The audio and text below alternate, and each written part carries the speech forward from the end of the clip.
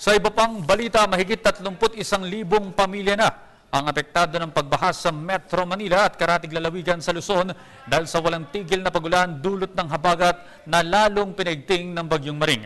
Magdamag na inulan ang Maynila at maraming kalsada dito ang hindi pa rin madaanan dahil sa taas ng tubig baha.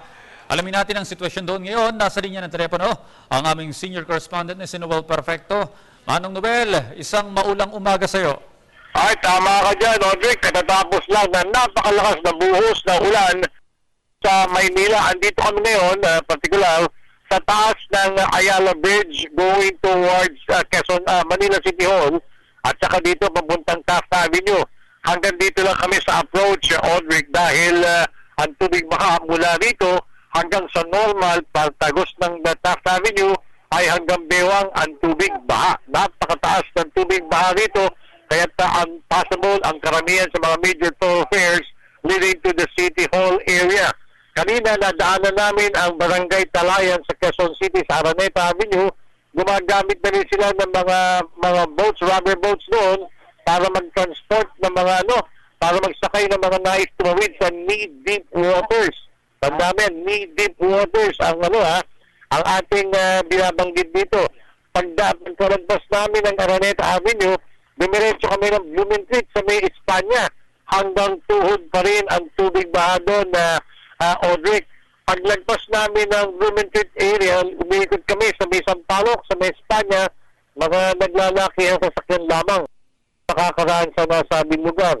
Lumusod kami, pumasok kami sa may Otis, sa kanto ng Otis, sa UN Avenue, sa harap mismo ng National Food Authority building.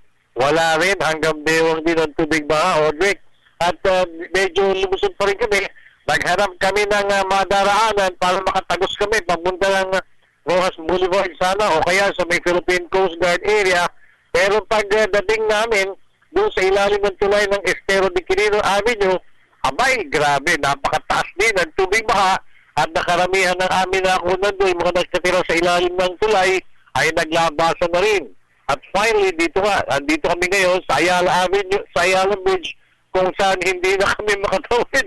Kasabay namin ibang mga kapatid natin sa industriya at itatabayan lang namin na sana ay humupa na ang tubig baha para naman makalusog na kami at makabalik na kami. Ang nasa likod namin, Onyx, ang katutak ng mga trucks na gusto sanang tumawid pero lahat sila, kasama na namin, ay naipit na rin dito sa may Ayala Bridge going toward Manila City Hall. So yun muna ulang, kasama ko pa rin si Ricky Reyes at saka si Johnny King, Noel Perfecto, Telebisyon ng Bayan. Maraming salamat kasamang Noel Perfecto at konting ingat dyan.